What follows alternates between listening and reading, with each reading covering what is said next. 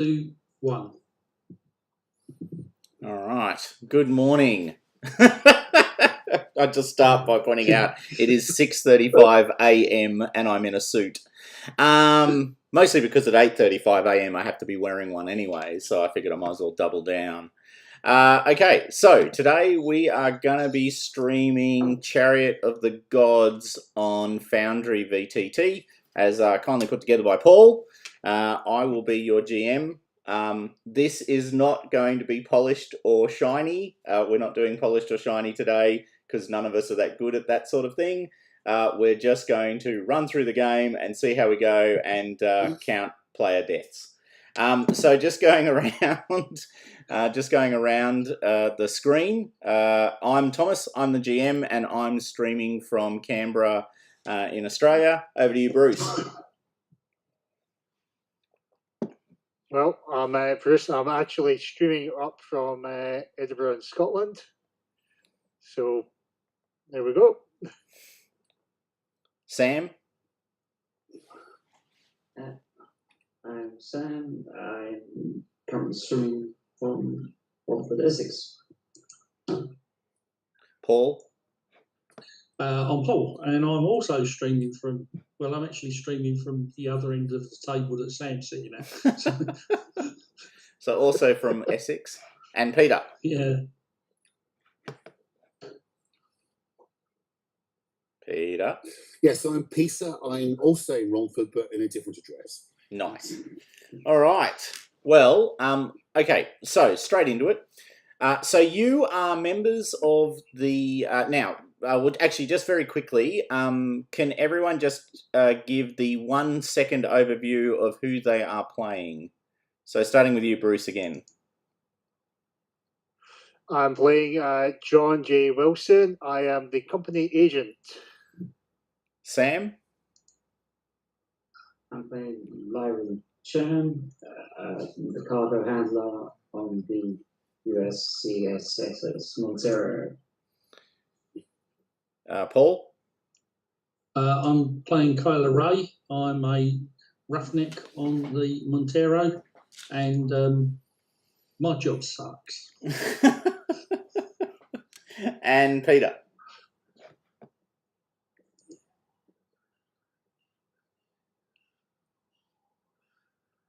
Peter?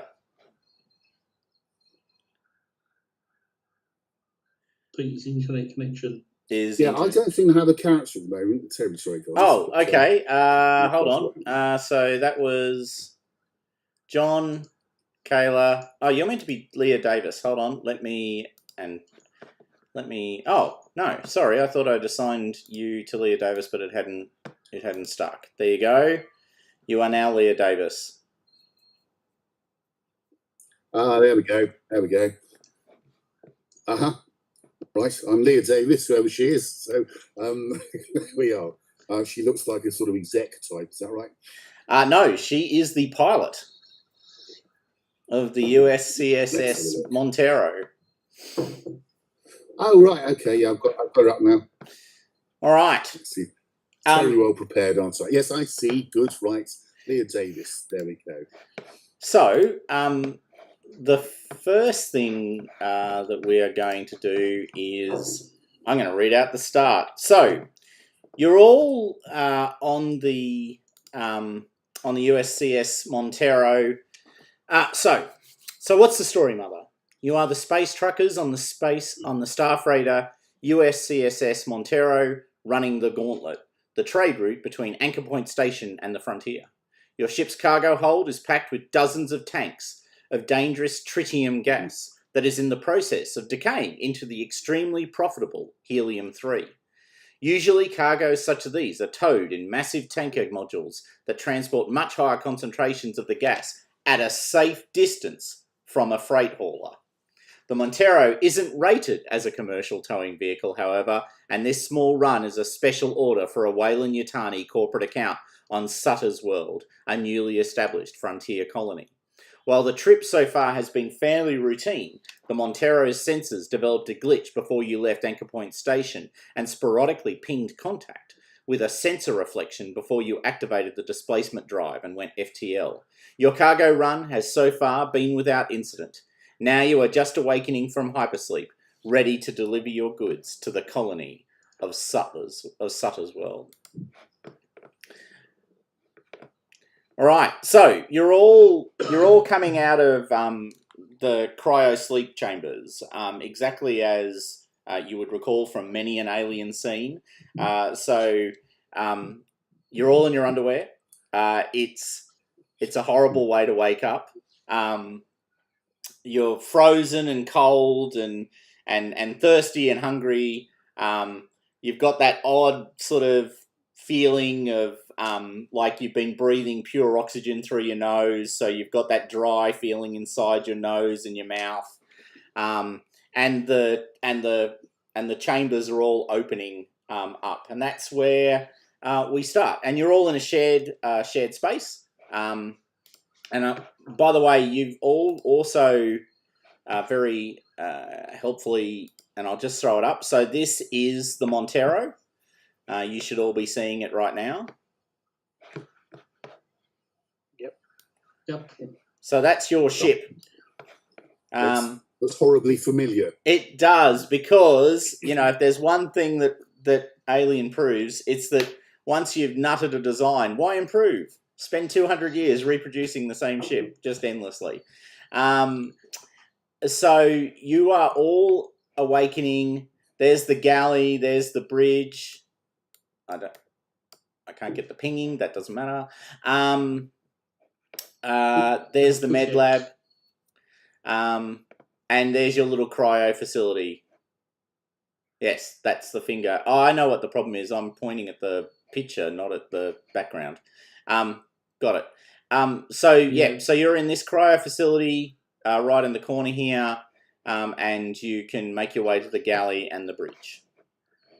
So, what do you all want to do? What's the first thing you do, guys, as you awaken? Oh, and by the way, the captain of the ship is Miller. Get dressed. Get dressed. It's always a good start. And the captain of the ship, by the way, is Miller, who will be an NPC today. I think that's really... Okay. Right. Cavorting around in our underwear, brown dignified. Need to get dressed. No, I think it's get the work suit on and the overalls on and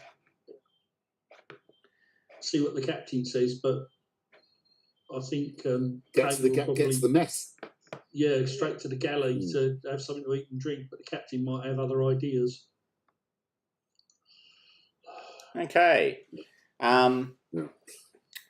So Kayla says, "I'll go and get the captain. coffee on." Yeah, I'll get the coffee on, Captain. All right, good work. Good work. Go, Kayla. Go do that.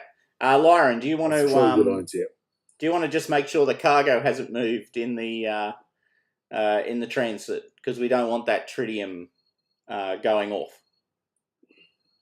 Of course. After all, there's quite a lot of shares in that. Quite a lot of shares, Miller. Yep, that's right. Quite a lot of shares. Good that you're focused on the main game. A shout comes We from want the to get galley. our bonuses. A shout comes from the galley, and I still I think want I should have got a bonus. bigger share. Yes, whatever. So You'll all get right. what's coming to you. You'll get what's coming to you. Yeah. All right. So Rye, as you make your way to the bridge, do you go to the bridge or do you go to the galley? I'm going to the galley. All right, and Davis. I think I. Yeah. Shall I just go to the bridge? Do you think, and just work out where we are?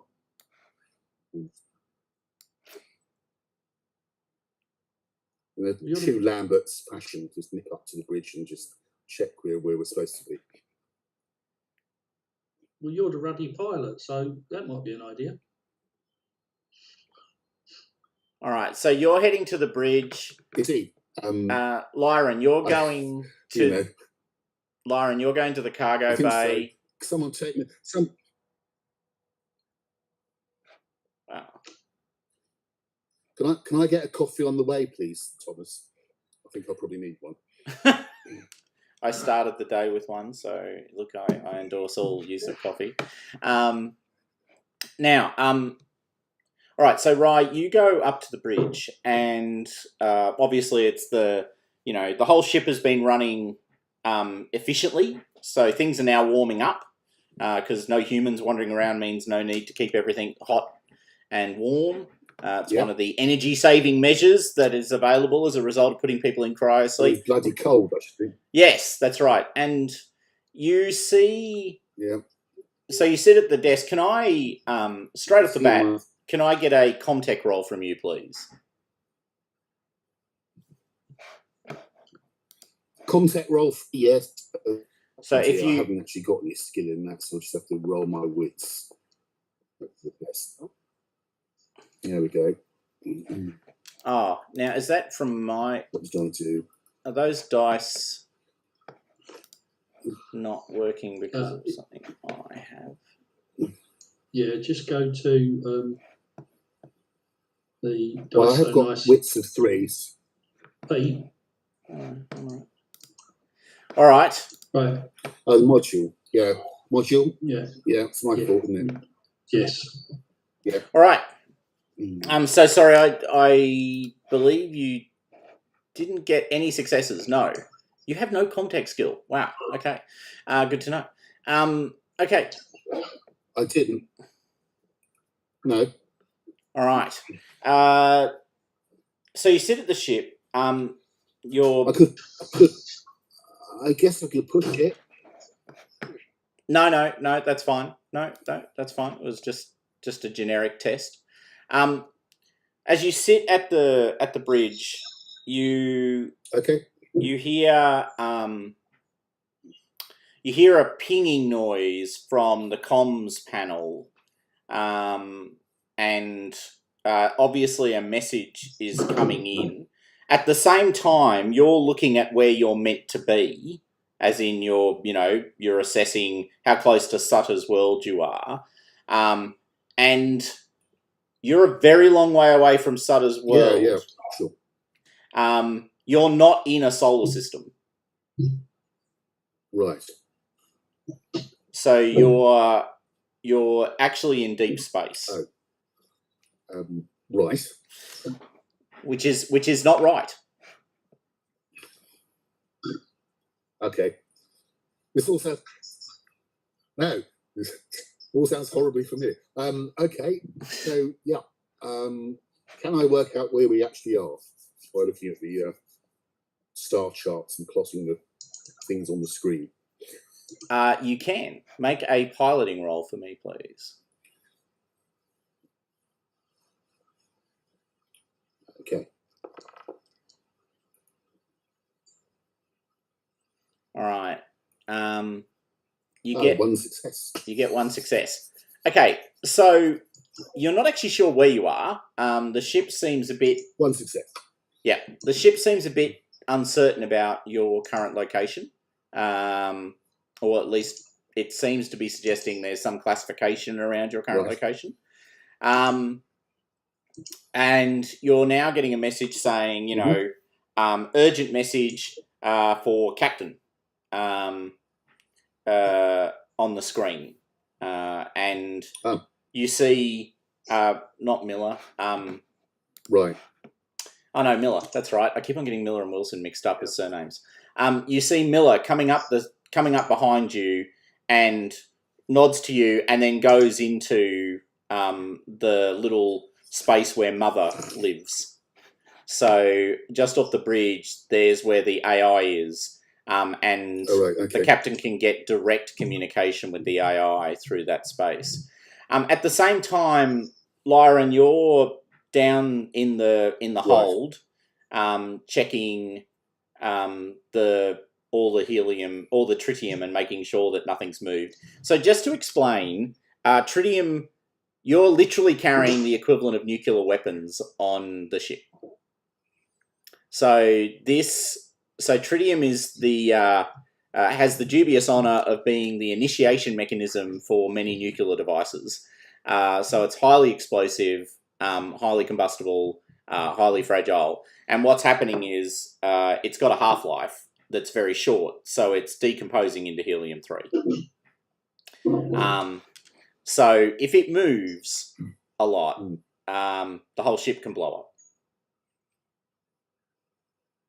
This is why it's normally carried in a very large cargo facility off to one side. All right. Now, Mr. Wilson, what are you doing? Where are you? You've. I was getting dressed and getting my breakfast. Sort of get ready, and I'll probably slowly wander up to the bridge. And I look. So we're here. We can unload our cargo.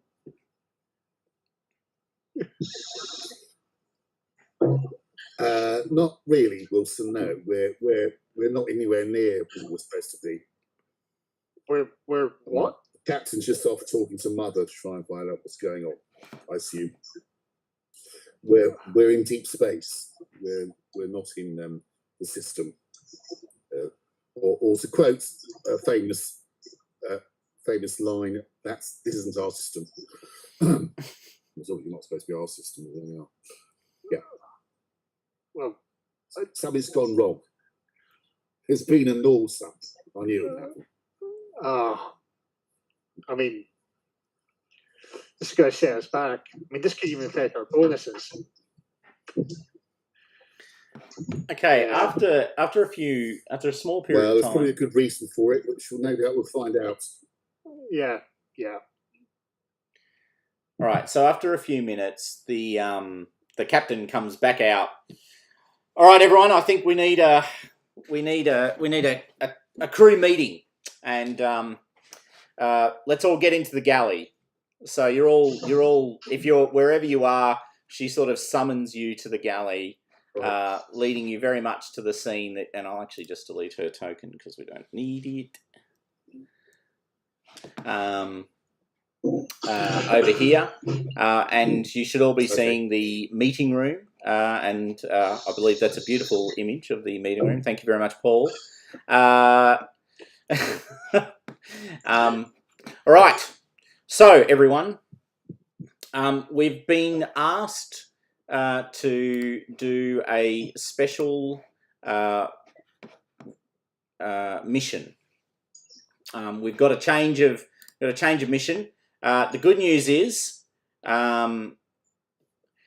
we've been sent out here because a distress signal's been picked up from a ship, and as you'd all be aware, we have an obligation to intercept and assist wherever possible Weyland Yutani ships that have become that have entered into distress. So I need you all to work together to bring this home. Obviously, it does potentially risk some bonuses, but just to make it clear, as you'd also all be aware, if we don't provide valid assistance to this ship, then we will actually forfeit all of our shares in this run and receive no money at all at the end of the run.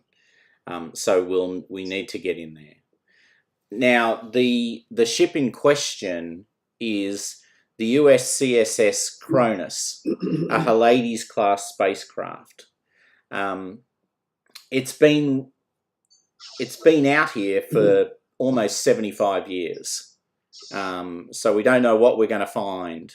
It's running dead in space, so we've been placed on an intercept course with the Cronus so that we can catch it as it goes past. We should be able to match its velocity.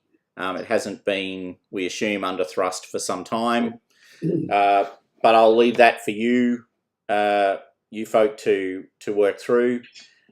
Most important thing is that we get on this ship, and our specific missions, according to Mother, are pretty simple, which is good news.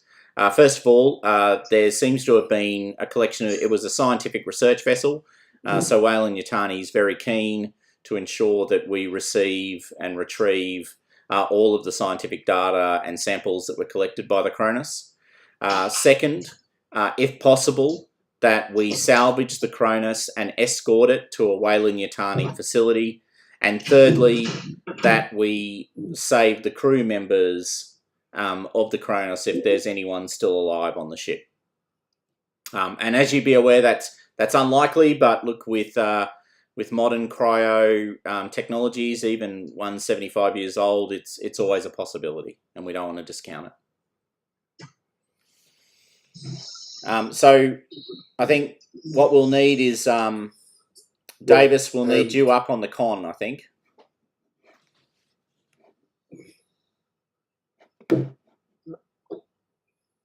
So Oh.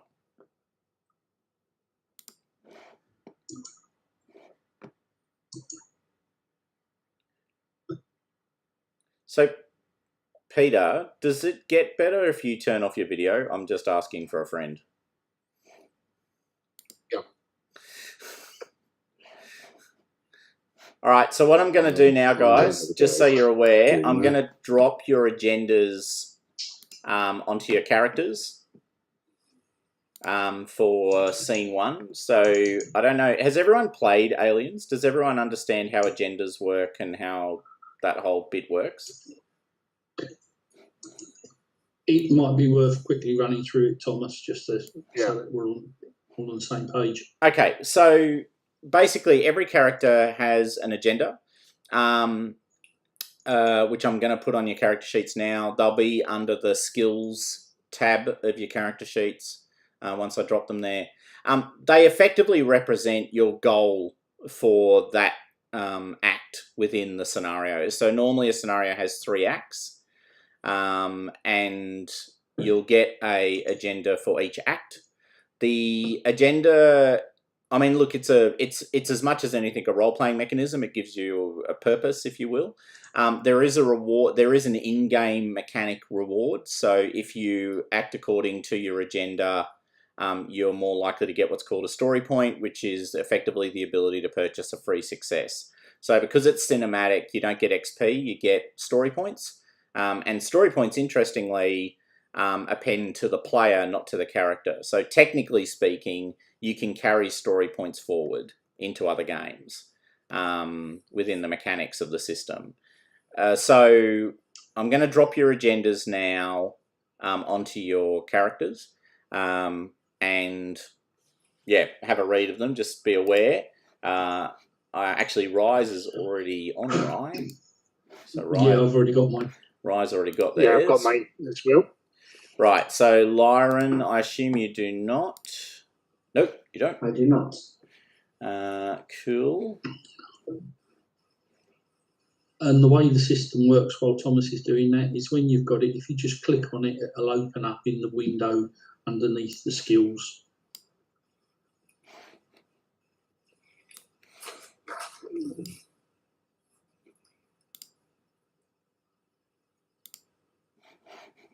Okay.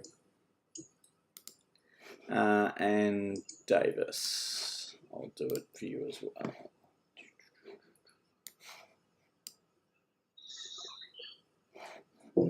Agendas usually start off really innocuous and get Safe worse you as the receive. game Thank goes you, on. Thomas.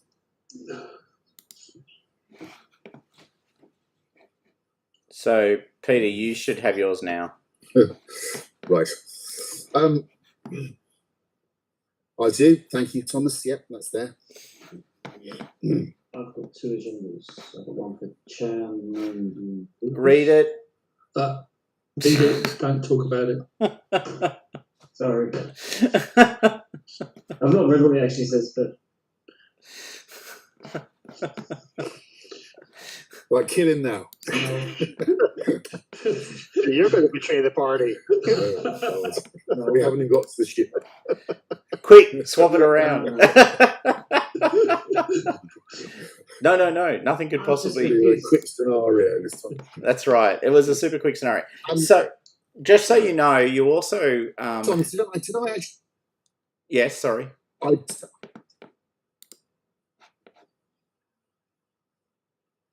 I was just going to ask, did I actually play back that distress signal to see if it was an automated one or anything, or did I not have the time to do that? The message the ping you heard was actually a ping for Mother to summon the captain. Oh yes. All right. Now, I've just shared with all of you all of the maps for the Kronos as well, if you are so interested. So if you go under the journal entries tab, you'll now see that you have decks A, B, C, and D of the Kronos, or you should have at least. I've made you all observers, and the USCSS Montero. So that's the maps of the Kronos. So you've been given that information as well. All right. Okay. So, So as you're doing all of this now, the other thing to note is you are all currently, except for the people who have been, and there's only one of those, which is Rye. Everyone else is currently dehydrated, starving, and exhausted. And the reason for that, oh no, actually, sorry, Wilson was in the galley as well. Is because you have just come out of cryo sleep. So if you go, I'm just going to go through and dehydrate you. You can just, or you can do it yourselves. Just go to general and click on the left click on them. So that has specific effects, by the way. There are conditionalities tied to that which you can read. Right. Okay. So at this point, you hear an alarm, proximity alarm going off from the bridge.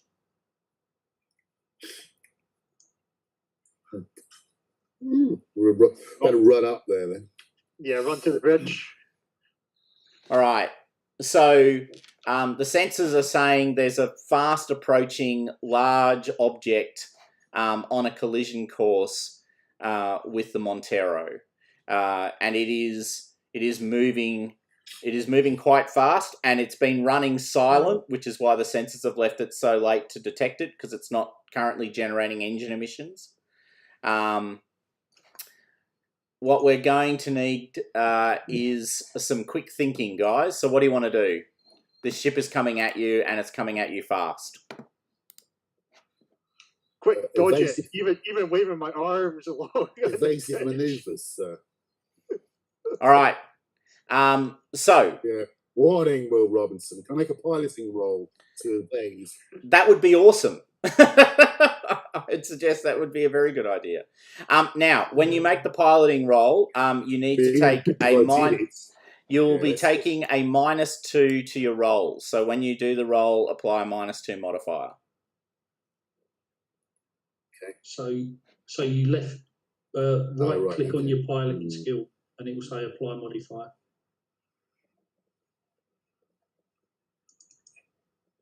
Yep. So base modifier -2. Yeah. Yeah. Oh, yep. -2. Oh, well done.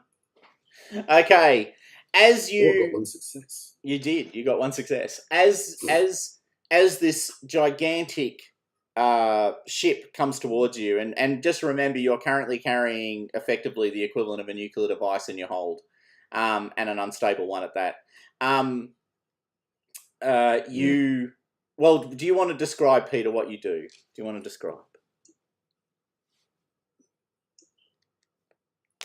So I tap away at the keyboard, seize the manual control, yank it over, yawing 92 degrees to port, and narrowly avoid whatever the heck it was which passes under the dorsal surface of the ship. All right. Juddering away. So throwing the inertial dampers out. So what? So people are hurled around the bridge. Yes, nice. Thanks, Paul. Beautiful role playing. Star Trek. It's We've gone full 1960s Doctor Who Star Trek here. We spare no expense for special effects. If only we had a quarry available to us.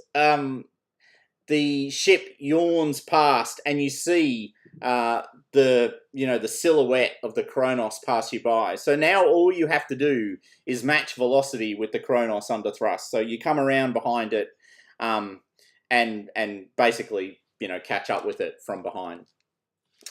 At this point, you see this ship, right? So, and I just need to throw up the derelict picture. Oh no, that's right. It's under GMAs, isn't it? I'm sure it's under GMAs. Yeah. Yeah, it is. No, it's not. No, it's in journal. It's in journal. That's right. Under artwork. Oh, under the starter set. Yeah. Yeah. Yep. Peter, sorry, while Thomas is getting that up, can you go into your Dice So Nice settings and set the Yes, theme to black? There it is. It's showing up as blue. Okay. Ooh, that's a lovely picture. It is such a beautiful photo. It's such a good piece of art. I'll just move it over here so it doesn't kill me. So you can see this giant ship. Actually, it's smaller than yours. Technically, it's not a giant ship. It's actually smaller than yours. However, and it is the Hyades class, which is the same ship that appears in Prometheus, for those of you who have seen the movie. So it's that design. So you're matching velocity and speed with it. The rear of the ship seems, because you're coming in from behind, you can see that the rear of the ship seems to be oddly empty. So the Hyades class has the capacity to jettison a component of the ship at the back of the ship, and this is missing in this vessel. So there's actually a sort of cavernous gap in the back of the ship where a module would normally be found, just so you're aware. Okay, so what would you like to do going in? So you've matched velocity with the ship. So now the question is, what will you do to get on board?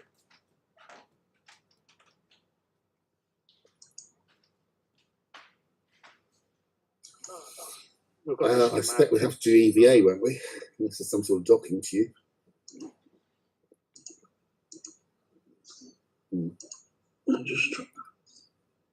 Well, there usually are docking ports on these things. In fact, his question is, can we dock? Is our pilot good enough?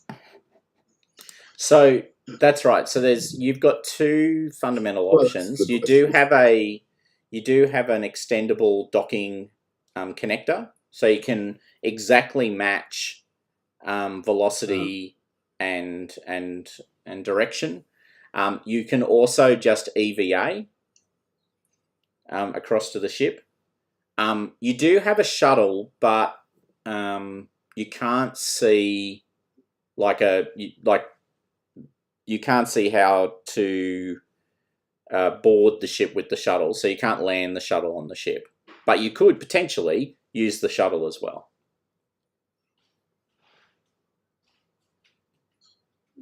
Mm-hmm. Captain, I like the idea of the docking collar. It'll be easier to move stuff back onto our ship if we need to.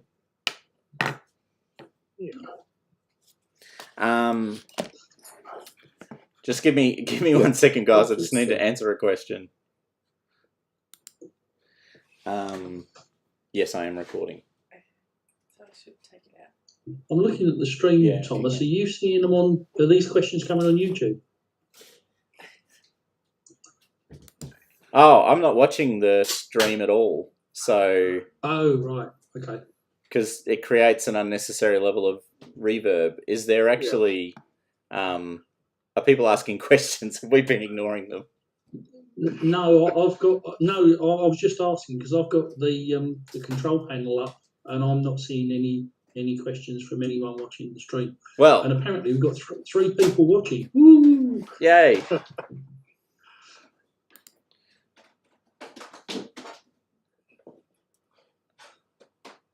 Sorry, there's just a minor technical issue going on at my end. Just give me 1 second.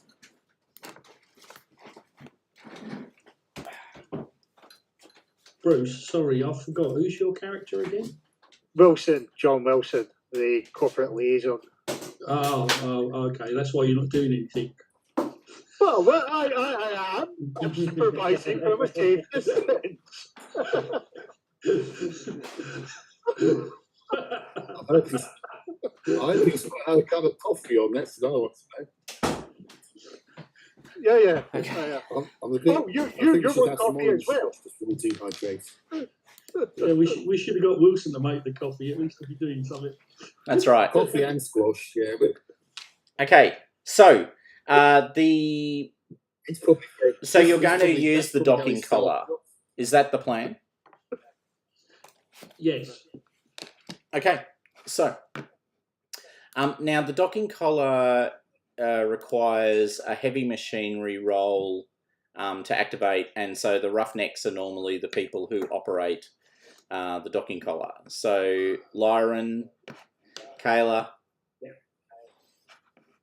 Sure, heavy machine. You can do things better than mine. Would you like to have a go at using the docking collar? I shall. Okay. And so your dice out as well. I think we might all need to. Yeah, everyone needs to make their dice black, please.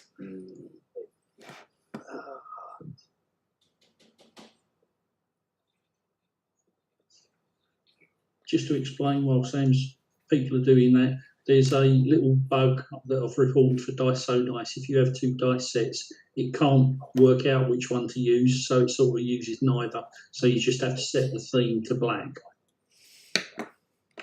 Okay. You've got 1 success. You get 1 success, and you're able to manipulate the docking collar. Peter, I need you to make a piloting roll just to get, because you're literally matching exact velocity, exact direction. So a piloting roll is also required. Yep. Unmodified. Unmodified. Yep. You already did the hard bit. Why did I even ask that? Oh, look at that. Oh. It's beautiful. Yeah. Okay. Oh, 6 successes. That's right. Okay. All right. You match velocity. Don't call me Steve Zodiac for nothing, you know. You're about 20 meters away from the ship. The docking umbilical, extends out with that horrible, grinding, crunching sound that you hear, and connects with the main airlock docking point on the Kronos. Is anyone staying on the Montero, or are you all going across? Actually, the captain might stay on the Montero. Yeah, actually, the captain will volunteer to stay on the Montero. That's convenient. Lead from the front. Yeah, good. Thanks for that. Yeah. Because you're being the NPC. Yeah, that's right. Yeah, I'm right behind you, man. So Wilson, technically, that makes you in charge. If oh well, right. Well, I will follow. But just remind me when we go in. This place might be the same as when we were asleep, so we're better being in our spacesuits. Absolutely. Or vacuum suit. Just that. But I will not be the first to open the door. I will be like, yep. I'm there, but kind of at the back. All right, so you're all going across. Actually, just check. I don't think you currently have spacesuits on. No, you don't. So I've got a Mark 50 compression suit for some reason. I think that was when you were asking us. I had to delete a couple of my items off. But... Yeah. So if I go Still to journal entries, is it under journal entries, equipment? No, it's in the compendium. Yeah, sorry, I'm in the compendium. So Yep. And under go armor. to compendium. That's it. And you're all in Mark 35s, aren't you? I think that's right. Yes. Okay. Yeah. I've done mine. Yep. I will. So just click on it, and it should add it to the character. Yeah, Drag so it- I've drag it dragged it onto onto your your character sheet. Right. Okay. Does everyone know where to find their armor? If they don't tell me, and I'll just throw it on. Compendium. Yeah. And it's the Right, pressure brilliant. suit. And remember to click Yeah. on the little icon so it's active. Oh, I've got two of them. I'll delete one of them. And Mark I'll 35 delete the pressure gun suit, because yeah? I think that was from the Yeah, gun. Mark 35. The slightly rubbish one. It's Company better than the made, set of well made. overalls. That's right. It's company efficiency. Company efficiency. Yeah. All right, so when you get Otherwise, across... you lose your bonnet. So that's there and it's active. All right, awesome. So you're all wearing your spacesuits. You've all got the little, torch headlight things on, the two lights Yep. coming off the top. You come across the umbilical. There in front of you is the airlock. And you realise that something's wrong. The airlock seems not to just be opening. So you're standing in the umbilical in the middle of open space. Basically, Right. So you've got plastic and a little bit of metal, but not very much, between you and the endless universe.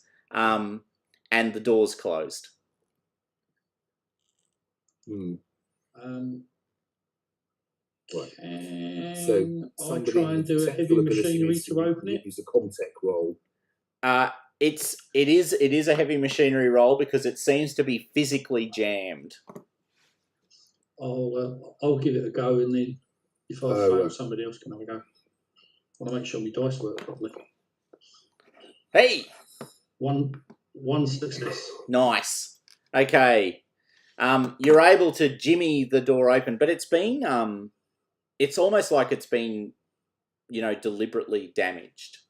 And at this point, I will make this one active, and you'll all pop across. And I will just drag your little icons into where you've come out. You should be seeing something, hopefully, but not very much. Yeah. Is that Yeah, correct? Seeing something, but not very much. Junction. We're in a junction. Yep.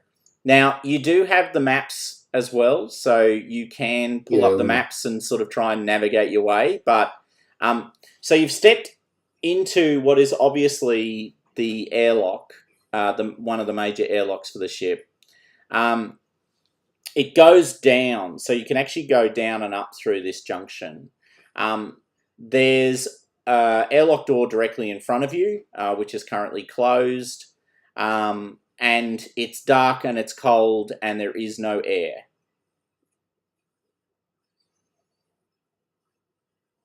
Right. So we're probably looking to switch the power on then. Yeah. So the lock door's shut Yeah. behind us.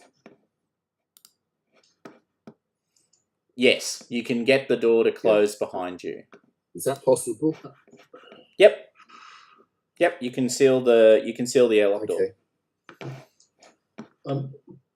Which deck are we on, Thomas? You are on deck A. Can we put the power back on?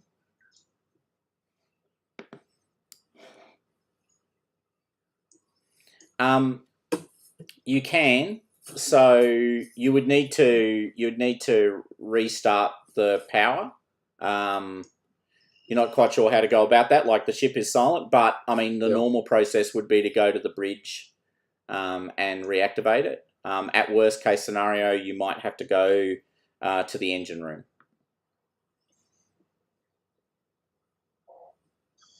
Oh, Right. Right.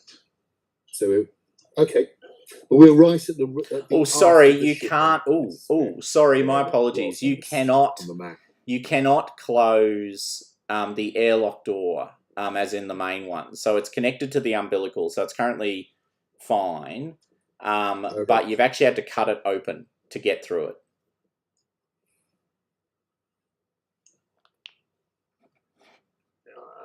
Not so good.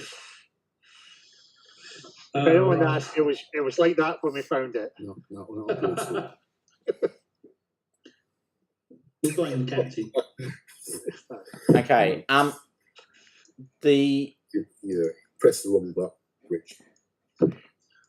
And just to be clear, so there is a low level of oxygen in the ship. So the ship doesn't evacuate its atmosphere, but obviously, I mean, it's been sitting around for 75 years, so it's incredibly stale, and possibly very low in actual oxygen if anyone's been breathing it over the period, because it hasn't been renewed. So there is a finite amount of oxygen on the ship. So, looking at the map, Yeah. the maps we've got in our handouts, we've got them on some sort of pad, have we? Yeah. Thomas. Yep. Okay. So Yeah. quickly looking at the map, it looks like if we head north, that should take us to where Mother is. That might be worth doing. Yeah, we could try and see. If I've got us in the right junction. So there's a door to the north. So if I move up to this door and try and open the door, does the door appear to be locked at all? You can open the door because you've got the umbilical and you can sort of equalize the pressure. So you can do that. Yep. I'll open the door and on my own, I'm pleased to say, move through into this section. Okay. If anybody wants to follow me, you're welcome to. We'll follow through the light, yeah. Okay, so you've got the door to Mother. Now, there's a blinking access panel on the door, which is quite unusual. Most doors do not have locks. However, this one clearly does.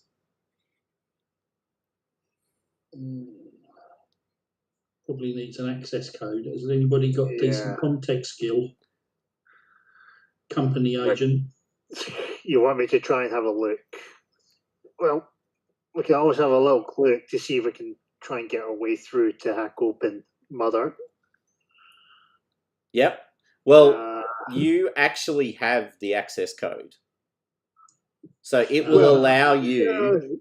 It will allow you into the room, and of course you can. Yes. It's not super smart, so I mean anyone can follow you, but you have access. You can make it look like you're doing lots of complex context stuff if you want, but you just have the code.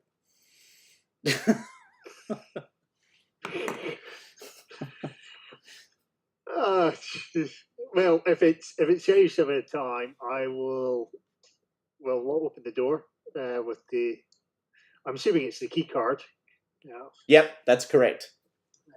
So there's a little slot, and you can literally just put your key card in, and the door goes. Yep. Well, Pierce, my access seems to work on this, which is surprising. That's what I like about Wayland Yutani. Endless storage means we can maintain all of the security codes for the last 75 years for every ship on a single card. You think they would use something better than password 1? The guy who installed this stuff really needs it. Well, if he wasn't already dead, we'd be talking to him. Who's missing in this corridor? There's only 3 of us. Wilson hasn't moved. I haven't moved my. Wilson is still hiding in the junction at a distance. Yeah, he's got one of those sticks. I wasn't moving the thing. He's It's using not one of just those that, those selfie sticks to put the card through the access thing. Kayla comes back and says, "Wilson, are you going to move your ass or not?"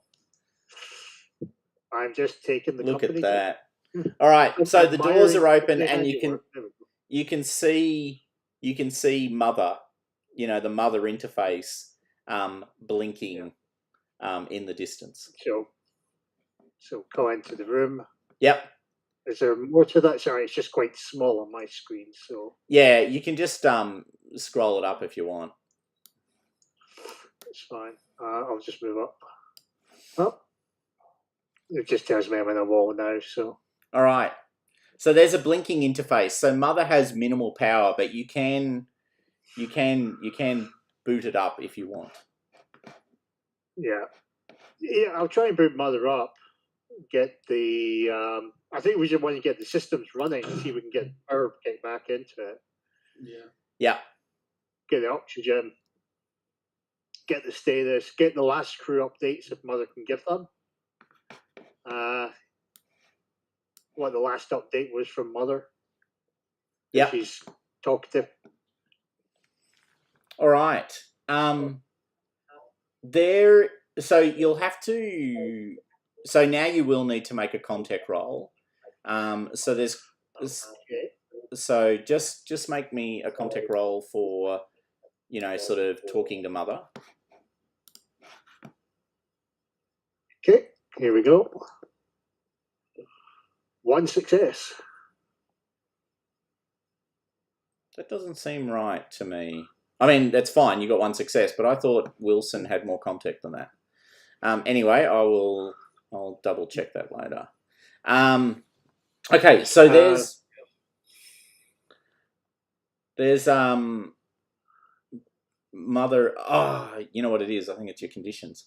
Okay, yeah, that's what it is. It's your conditions.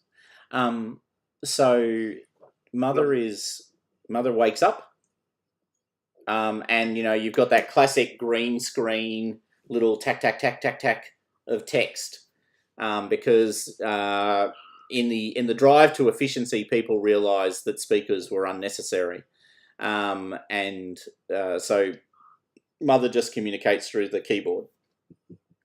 So the ship, types up, awaited command. So what would you like to ask Mother? And is everyone in the room with you?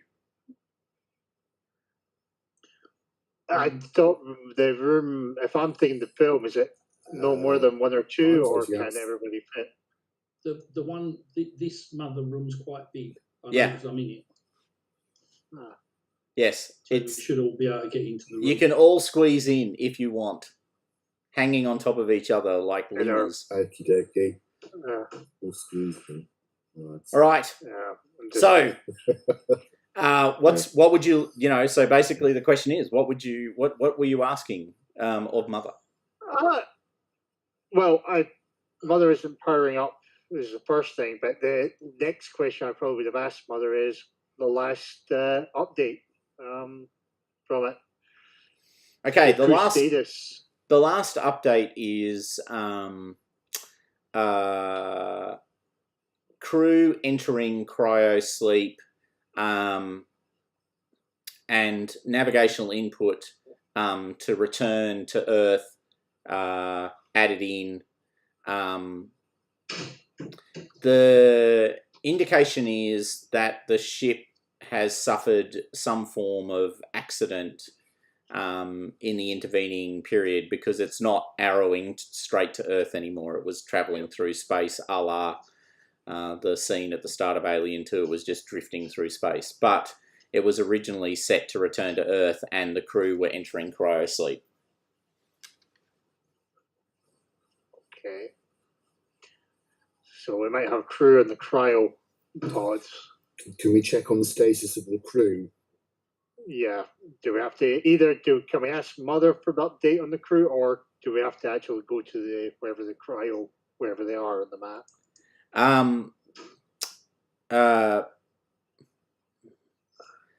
Options available include powering Mother, to increase. So effectively, what Mother is asking you is, do you want me to power up, because it's currently running on incredibly low power. So it's been conserving energy the whole time, right? So it's effectively running on batteries. So if you want it to start doing things like connecting to other systems to check on statuses, it's going to start consuming more power, which it'll do quite happily. And that will also initiate a ship-wide reboot. So basically systems will start to come online. Or do you not want to do that, in which case it can't connect to those systems? So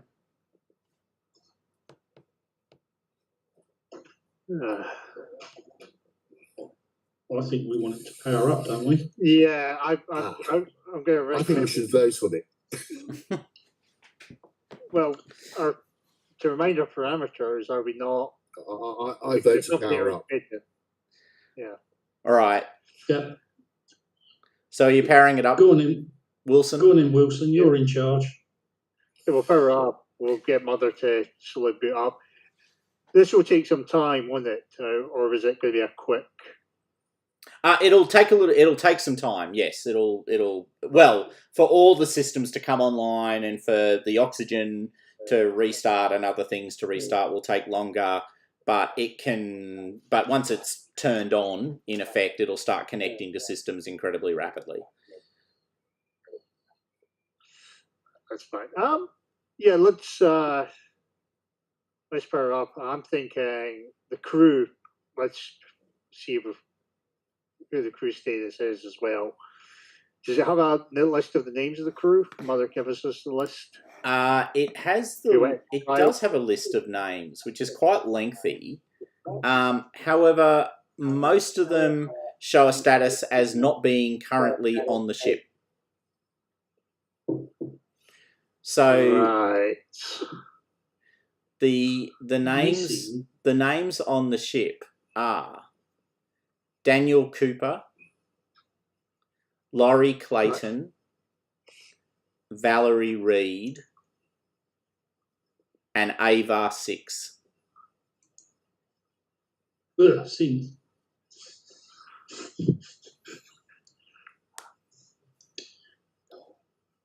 Right.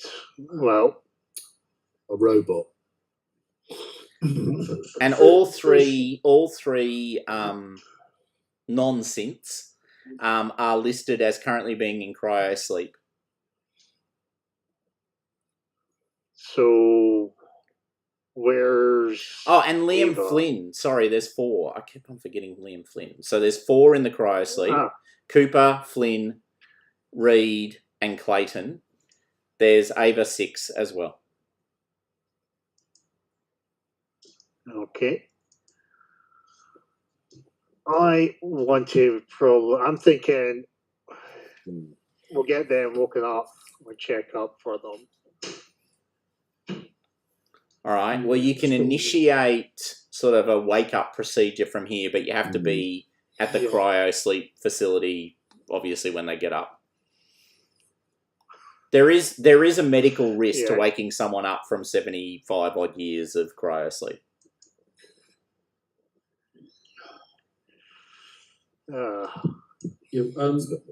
Which deck of the cryo? Looking at the chart, they're actually. Okay, that's all. They are at the back of the deck you're on. So you have 3 cryo sleep chambers towards the back of deck A. Okay. Well, I've got medical skills, so if you start the process going, Wilson, I can at least head back and start trying to give them some assistance when they do wake up. Okay. Right. So are you all still in fully sealed suits? Well, there's no oxygen yet, is there? Well, it's not fully on. It's not great air, no. but there is some air. So can I get everyone to make a air supply roll, please? Because aliens has very limited air in their spacesuits. Skills. Nice. Oh, okay. General. That's not No, under skills. consumables. It's under consumables on the front character. General consumables and click on the parachute. Oh, almost. Yeah. I like the way it rolled that. Oh, There we go. hold on. I got a lovely little face hugger. Yeah. Someone got 2 face huggers. Lyron. Sam. Lyron. So you will now only have 2 Sam, air supply. yeah. So just to be clear, when you reach 0, Yeah. you have no air supply in your system. And you will need to use external air. All right.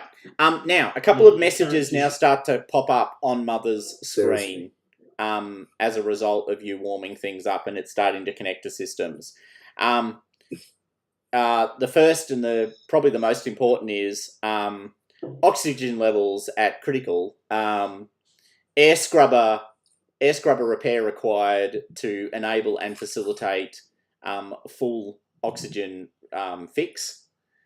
So there's an air scrubber shaft on Cryo Deck A that you can see.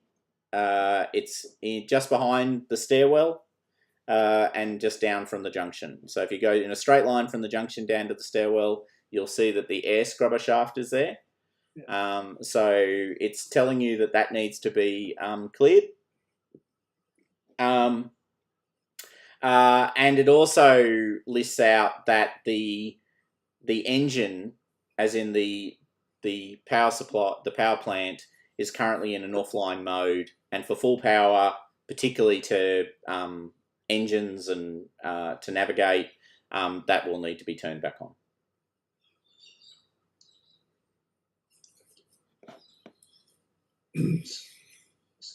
So Sam or Lyron, you need to get to the air scrubbers. So especially seeing as you're running out of air. Sorry, that's for sure. Don't worry too much. Can I? Is somebody going to help Lyron with the air scrubbers? And is Wilson going to come with me down to the cryo? Well, we want to check up on the crew. We should probably also we'll inform the captain as well if we've got good comms. Yep. To it. Just an update for in cryo, powering up the ship to get the oxygen back up, and possible also a symptom board as well. Just appraisal an update, and that's it. Unless the captain tells us anything otherwise, we're just going to carry on. Excellent. Good work. I can hear those bonuses clicking over even as we speak. Yeah, I think. All right, so 2 of you. Sam, I'm going to go with you to the air scrubbers and give you a hand. Okay, so 2 of you are going to the air scrubber shaft. 2 of you are going down towards the back of the ship, and into the cryo chambers. So we'll just treat with the air scrubber shaft first. So the way you get into the air scrubber shaft is through maintenance hatches. So there's no big door. Basically, you have to crawl in. You open up the maintenance hatch. You crawl through a little passageway, and then you're in this giant chamber. It goes through most of the decks, and at the bottom of it, there's like giant pools of water. So what it does is it breaks down water into its component parts of hydrogen and oxygen, and uses that process to release new oxygen into the system. There's a bunch of carbon-based filtration systems built on top of that to clean the air and remove impurities. And basically, that's the bit that the ship is saying is currently blocked and corrupted. Lyron, can you make a observation roll for me, please, as you have a look in the cryo chamber? Sorry, in the air scrubber shafts. With -2. Oh, wow. Oh, yeah, that's right. You've still got your conditions too. Now hold on. Oh yeah, no, you do. Yep. All right. Wow, 1 success. Okay, even with that. All right. So you're looking around. The power is starting to warm up. So what you're seeing is mist rising from the frozen water at the bottom, right? Because what's happening is the whole system's heating up. The water, which was currently in a frozen state, is now sort of melting to create a water cycle through this giant chamber. You can see these carbon filters need a bit of cleaning. The thing to be conscious of is, and you're aware of this, so I'll just tell you, there's a lot of the way it works is electrolysis. So there's electricity running through the water. So falling into the water would be a very bad idea because it will actually electrocute you. There's mold and there's grime and there's all this other crap all over the carbon filters that needs to be cleaned away. When you're looking around at the filters, you see these little pod-like growths all over one of the filters. So they're like little flower heads. Actually, they're like poppy. They're like poppy heads. Is probably the best analogy. Small, thin, black poppy heads. And there's a whole bundle of them just scattered over this thing. It's some sort of mold or algae outgrowth that you've never seen before.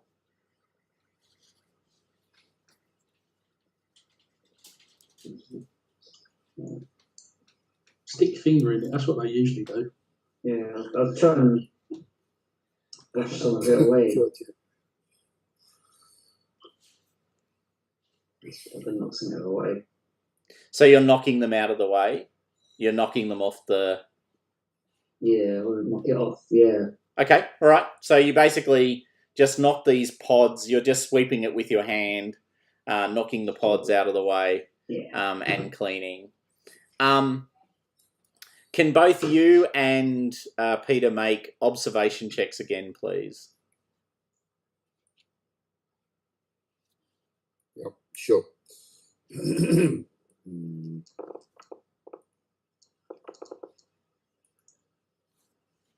All right. So I had 1 success. Okay, you see as Lyron is knocking the pods off the thing, you see some of them do a little puff like a mushroom releasing spores. It's that sort of movement, and you sort of see a little bit of the mist move. So you can't see anything, but because there's mist in the chamber, when he's knocking these pods off, in front of some of the pods, you see the mist itself moving like something's being ejected into the mist.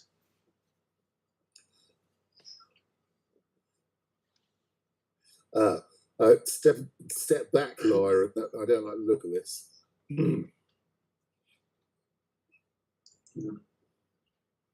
Yeah, I was only joking when I said stick your finger in it. So, is it Tom? Have the spores engulfed or attached themselves or come into contact with Lyron's suit? Well, you can't see the spores. You saw the puff of air. So the spores are, if there are spores, I mean, there are spores. Not that I'm saying there are. They're nanoscopic in size, right? So But Okay. you get the sense that something's come out of some of the pods. Right. Okay. How's Lyran looking? How's Lyran looking, Lyran? Are you looking fine? Are you stressed? Yeah, I'm feeling fine. Just You've trying seen to it all get this before. set if it was But All you're right. glad you still got your suit on. So you're cleaning off these things. This is happening. Yeah. Meanwhile, Kayla and Wilson are moving to the back of the ship and the cryo storage facility. Yeah. Now, as you come around the corner and you're entering, so you see that corridor above the three the corridor of the three cryo tubes come off. There's a small corridor. Here, I'm gonna drag you down there just to make it. Yeah. Yeah, if you Oh, can we were drag just us. gonna move. Yeah. So Bruce, you should be able to zoom in with a mouse wheel. there you go. Yeah, just zooming back just to give me A bit of that scope. should be Yep. a bit better. So if you just go down to that doorway, so just at the door. oh, you're opening the doors. That's very convenient. There's a lot of respect there. I'll open them for you. I'll close it. No, that's good because you go through them. I'll just dump you here. Okay, so right at that doorway, as you come around the corner, you see a body lying against the outside of the door into the cryo chambers.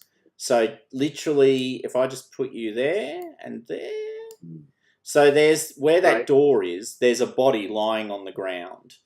You've seen it just as you've come around the corner. It's in an EVA suit like your own. It doesn't have a helmet on. The person has, and they're dead, right? So they've died. They've clearly shot themselves, or someone shot them. So there's this headless body. There's a shotgun lying beside it, and it's sort of slumped against the door,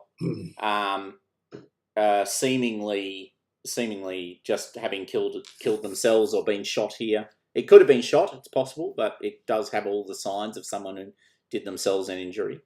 For both of you, can you add 1 stress to your characters, please? So just to increment your stress as you see this body.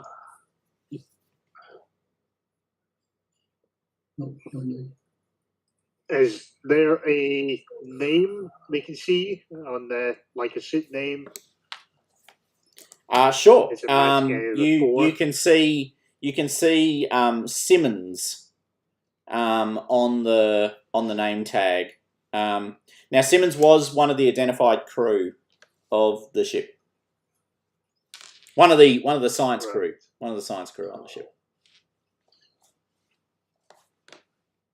The shotgun. Kayla's getting worried. The shotgun. Yeah. Obviously, is it covered in blood? It's got a little bit of blood on it. It's not covered in blood. I mean, it's not like it's been bathed in it, but yes, there's blood on it. There's also empty shells. There's also empty shells beside it. Not empty shells, sorry, full shells. There's someone's gotten a box of shotgun shells and sort of dug through it, jammed something in, and then shot themselves with it. And there's still, effectively some shells lying on the ground where they've been ferreting through to reload the weapon. What did they go space crazy? I don't know, but Kayla thinks she'd feel a lot more comforted if she had that shotgun and the shells. Okay, so do you pick up the shotgun and the shells and pocket them? Yep, please. Okay, so while you're doing that, can you make an observation roll for me, please? Yeah.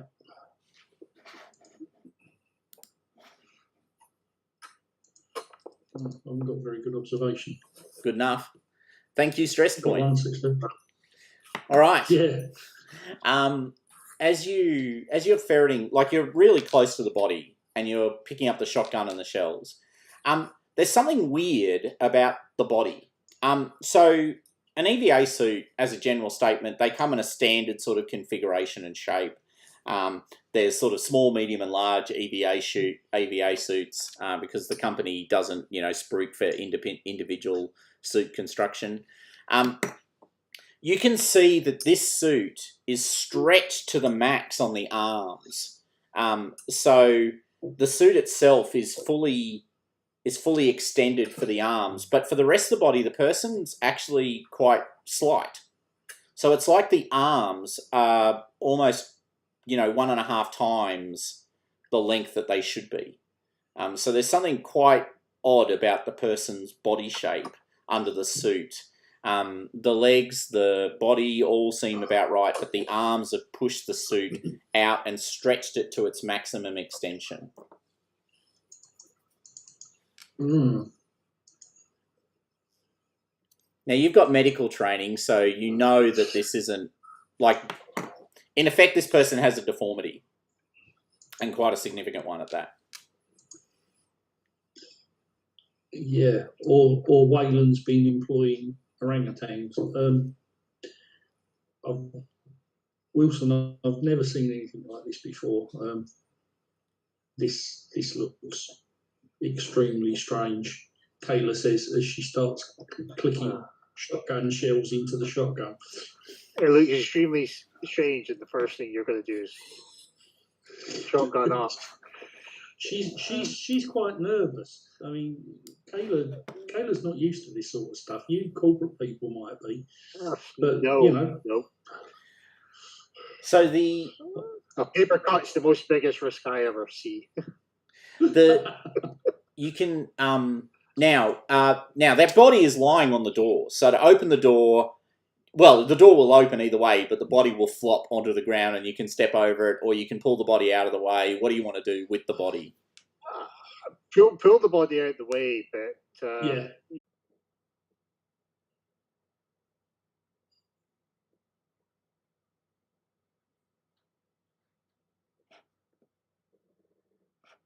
Just while we have this short intermission.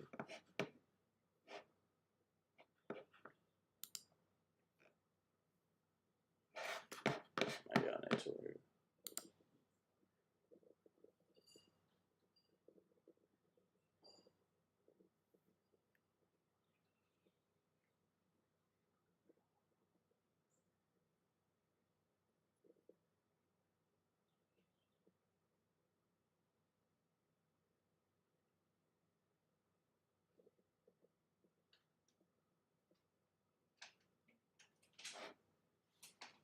Hello. Hello. I'm just running a game. I think it makes it a little bit easier. Hello. Hello, you're back. I am. Sorry, I don't know what happened there. By the way, this is Alex, my youngest child. Hi, Alex. Hello. Hi. Yeah, it must have been an internet glitch because we lost the stream as well. Yeah, the whole thing went down for a sec, but it should be back up now. It said it's reconnected. Yeah, it was good because you said the lights have come back on. And in a perfect moment of role-playing brilliance, everything shut down. So the lights have come back on. The systems are heating up, which also means it's no longer freezing in the space. Oh, now we've lost people left, right, and centre. They're just doing a quick. They're just doing a refresh. Yeah, I did the same thing because I had. Yeah, I had things. So everything's warming up, right? And as you're dragging this body away, this previously frozen body, where all the damage was also sort of frozen, it's all starting to warm up. So there's sort of a light trail of blood crystal, sort of, as you pull the body along the ground and away from the door and plonk it off to one side. It's quite awful. Now, the door itself is not locked, so you can just step through into the door. Okay. And they're all in cryo, according to your records, they're all in cryo 1. Is that the south door, east door, or west door? It is... Oh, hold on. It's not the south door. It's the west door, I think, according to the way I'm looking at the map. Let's see if we all agree. Yes, we agree. Okay, we agree what west is. That's awesome. Okay, so you can see through a small portcullis, so a small portal hole in the door, that there's about 4 cryo chambers here, and they're all starting to sort of defrost, right? So they've got that frost crystalline feel across the top, and you can see water, or condensation at least, rising from the tubes. Okay. Can we open the door? Yep, no problemo. And we'll go into that chamber, or I will anyway. I'll go into cryo 1. And does Kayla have any familiarity with how cryos work? Oh, absolutely. You've travelled this way many times yourself. So yeah.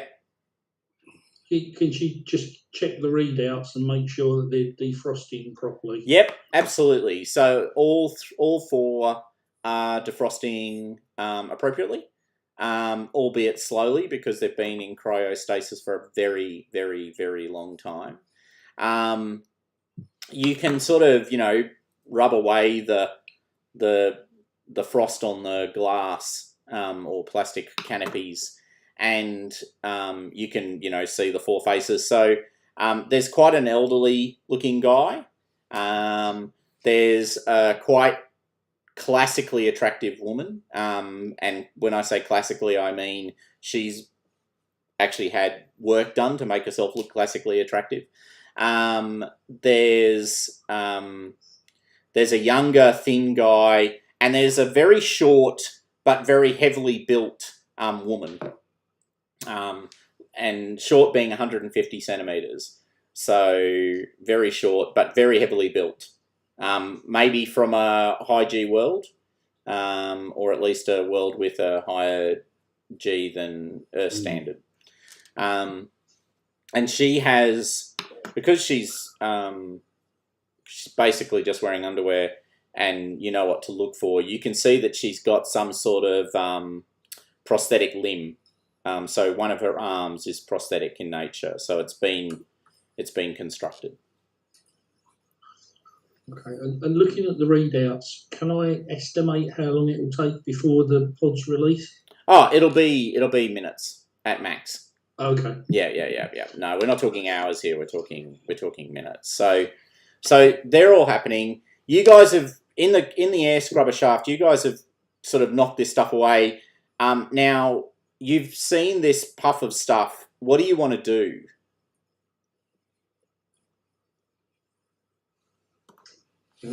Well, I have no particular medical training. Do you, Sam? No.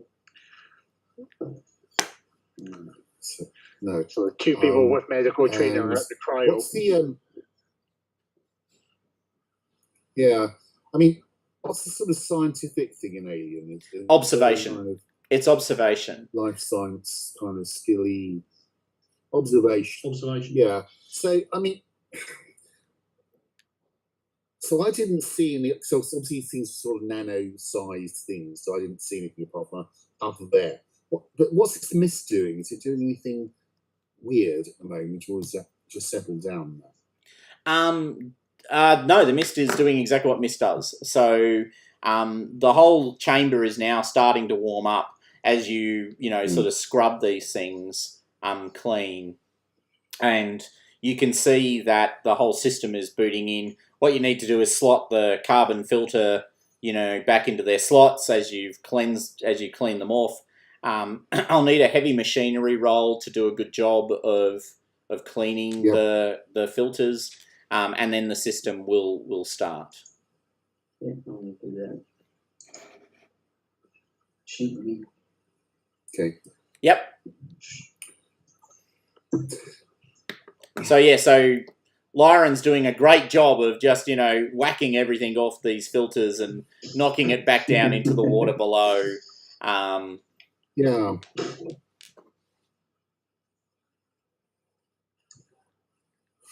Could I don't suppose I've got like a test tube or anything I can stick some of this gun in to sort of take it to somebody to look at it in a lab or something?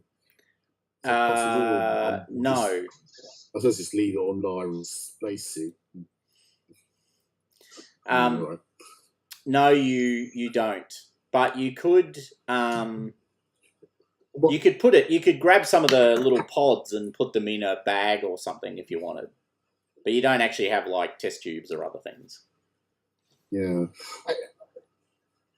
No, I might have a crisp packet or something I could use. But is anything stuck on Lyron's gauntlets? Is it obvious there's stuff on him? No, not at all. No, all right, okay.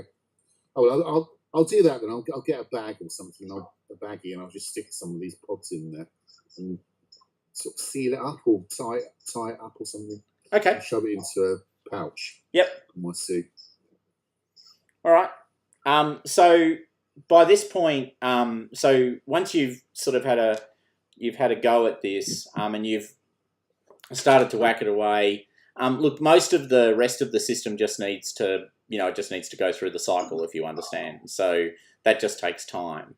In the cryo chambers, the 4 individuals are now sort of coming out of their cryo sleep. The pods have opened up. Now, Wilson, the only thing you probably didn't get a lot of detail on the people because you didn't go digging, but you do know that the woman is a corporate as well. So that's Laurie Clayton. So Laurie Clayton, who's the classically attractive woman, is a corporate agent like yourself, a direct employee of Wayland Yutani, not someone who works on contract. You also have the names of the other 4. So Valerie Reed was security. So she was a security, and that's the short one. That's the short, heavily built woman. And then both Daniel Cooper and Liam Flynn are registered as medical/science staff on the ship. As a matter of fact, Daniel Cooper is registered as lead medical staff on ship. Okay, so they come out of their stasis, and they're all waking up. Do you want to talk to any of them specifically? What do you want to do? Is there looking around the room? Is there a med kit? Yeah. Well, there's equipment for people coming out of. It's not a full med kit, but there's like the stuff that regenerates you. So there's the sort of electrolytes on steroids kind of drug and mix that you can give people when they're coming out of cryosleep to sort of kick them awake, available. Oh, right. Yeah. Okay, so there's napper leave, isn't it? I think. Yeah. Okay. So they've been in it for 70 odd years. So I'll grab some napper leave and go up to each one and go, take this. Okay. Chuck a pill in each one of their hands. Right. So it's not a pill. It's quite a large jar, which takes quite a bit of effort to drink because it's not at all pleasant. Right. It's like a salty, sort of gooey, kind of sugary mix of a whole stack of things, and adding additional flavours would have cost more money, and Wayland Yutani is keen to return to shareholders maximum profit and minimum cost. So there is no flavouring. It is just disgusting to drink. It's like drinking salty jelly. It's awful. But you do drink it. So you give them these sort of jar containers. I should point out there are extra ones available. So I think a number of you are currently sort of feeling the condition issue. Of course, to drink it, you would have to open your suit. So we'll just make that point. So you're jamming in front of them, and all four of them are sort of groggily waking up. You guys are coming out of the air scrubber shaft, having sort of knocked stuff away and turned it on. Are you going to join these guys in the cryo chambers? You know where they were roughly heading, so that's an option. Or do you want to go somewhere else? I should think so. Well, I think so. I mean, I was thinking about the bridge, but let's go and let's not split the party up too much. But it's Alien. You should always split the party. It ends well for everyone. Everyone survives when the party splits up. It's much better. Naturally, yes. Yes. All right. So all four of you are now in Yes. Well, no one's going to survive anyway. That's right. All four of you are in cryo chamber 1, and the first thing that happens is sort of Laurie sort of instantly sort of wakes up and is like. She's very go-getter. You can imagine she's wearing shoulder pads even in her underwear. And she's, in classic 80s style. So she gets out of the thing. She looks at you. She takes the jar and just drinks it straight down without even a moment's hesitation. Whereas the two science types are like, groggily sort of shaking their head and looking quite ill. And Valerie Reed is sort of getting up and looking around for some piece of equipment. She looks at both of you. Now Wilson looks like a corporate agent. It's nothing personal, Wilson. It's just true. You've got that distinct. For a start, you're wearing a suit, which is a bit of a giveaway. Underneath your spacesuit, of course, but you can just see the lapel of your. Just see the lapel of the collar sticking up over the faceplate. Yeah. She looks straight at you, Wilson. Who are you? Yeah. John Wilson, the company redirected our ship once we got your signal. We're here to bring you back. Of course, you've been knocked off course. Oh, right. Yeah. Excellent. So how long have we been travelling then? I assume, but my sense of it is it's been a long trip, so maybe a couple of months. Look, maybe we'll get you. Let's get some food in you and something, and then we'll say how long, because you might want to sit down. Might want to sit down. A lot longer than a few months. Right. Okay, but tell me one thing. How are the shares going? They're going to go great. I think some of us are going to be in some good bonuses. Look at Kayla. All right. For some of us. All right. Awesome. Kayla's standing there thinking, typical corporate types. All they're bothered about is share prices. That's right. You're on a ship that's been floating around for a very long time. Somebody's dead in the corridor, and all you're worried about, Wilson, is your bonus. Our character, it's not always about the bonus. Sometimes it's about the expenditure. There's a lot of ways to make. There's a lot of ways to make a profit. One of them involves cutting costs. The other one involves, selling more kit. Look, Yep. Can I quickly check these people? I mean, obviously not her because she looks fine, but the other three. Yes. Two scientists. Yep. You can make Can you make a generic medical aid roll to just sort of check over people and see how you're going? Oh, that's pretty good. It's very good. Okay, so you check over Valerie Reed as you originally suspected. She has a fully prosthetic arm, and it's actually quite decent quality. Like, it's not a rubbish one. It's it doesn't have any concealed, carriages or anything, but it's strong and it's directly connected to her nervous system, so she can use it just like her normal hand. It may even have sensors built into it for pain and touch and other things. She seems okay.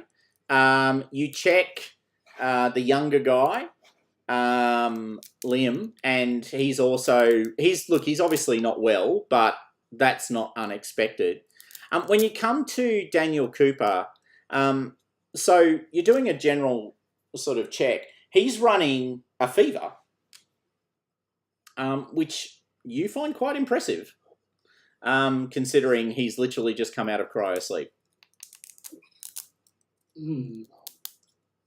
Like his adrenaline, his cortisol levels are going up. He's got a fever, so he's showing signs of heightened temperature above human norms, and he's starting to sweat profusely.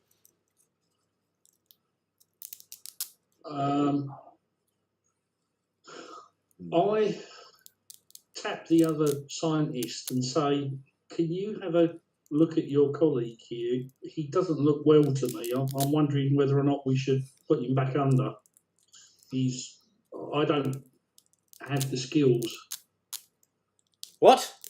Now, obviously you're saying this and the older guys can hear you. I mean, it's pretty difficult to hide. You're in a very small room.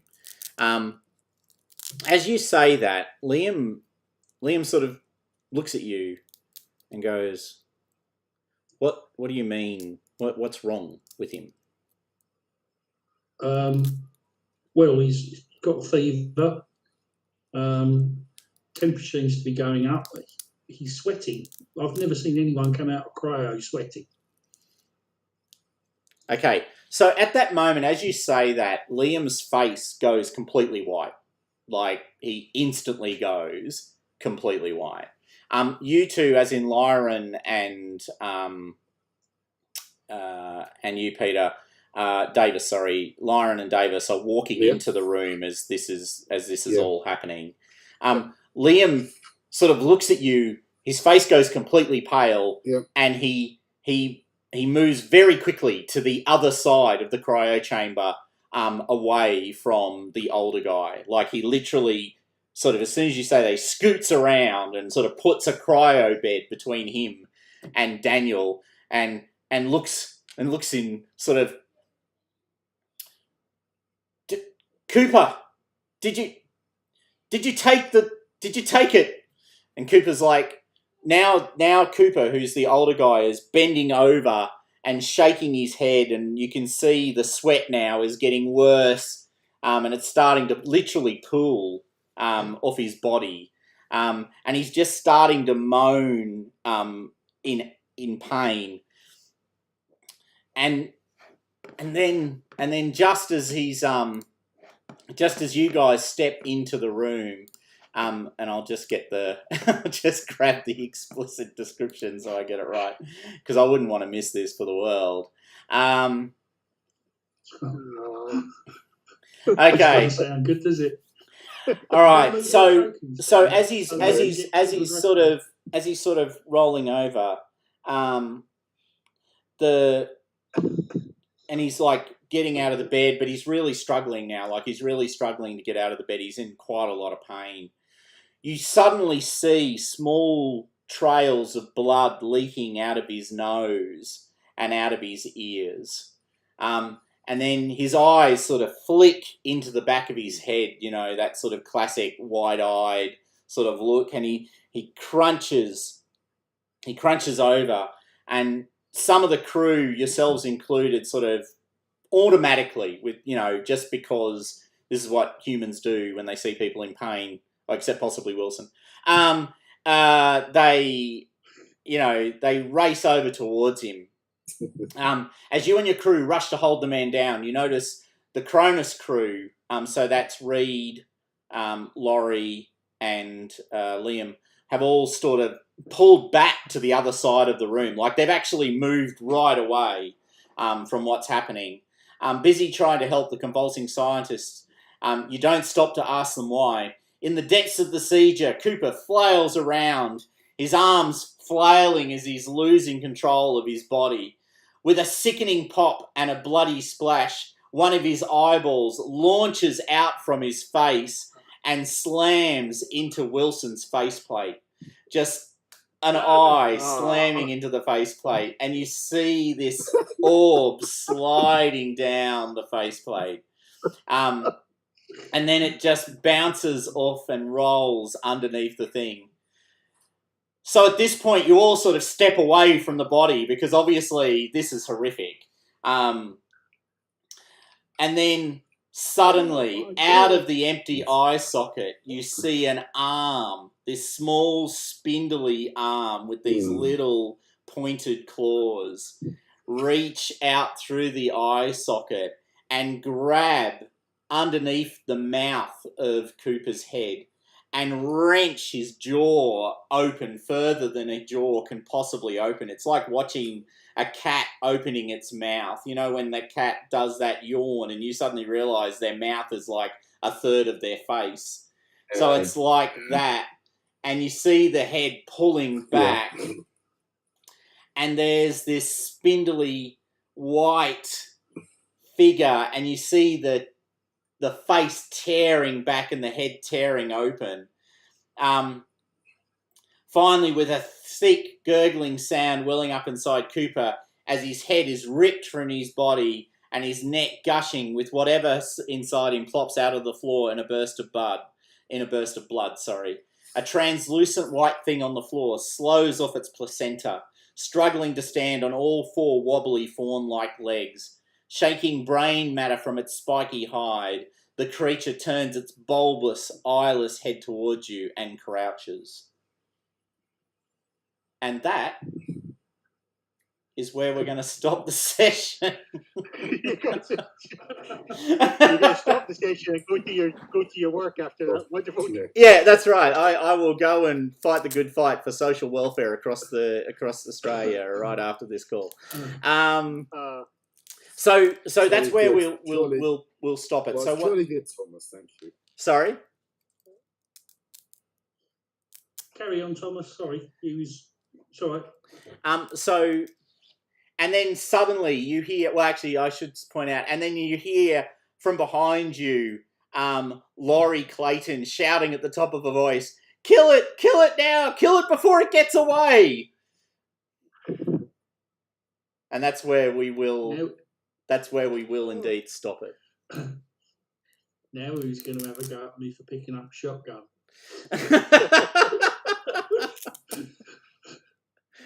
All right. So when we do the next session, we will start at the at that fight because I think the fight will take longer than 10 minutes. So I'm just conscious of time, and I do have a hard stop. So I felt that was a good point to stop it. All right. Well, shall I? I'll stop streaming so that we can have a quick chat. But if anyone was watching, and it's okay if no one was, thank you very much for watching. We did have 2 or 3 people at one point. I am going to end the stream now. I'll do it at my end, Thomas. I'm going to end the stream. If you were watching, thank you very much. Sorry about the technical hitch in the middle. And welcome to VTT. We'll schedule part 2 for same time, same channel next week. Indeed. If you like the video, please like, share and subscribe.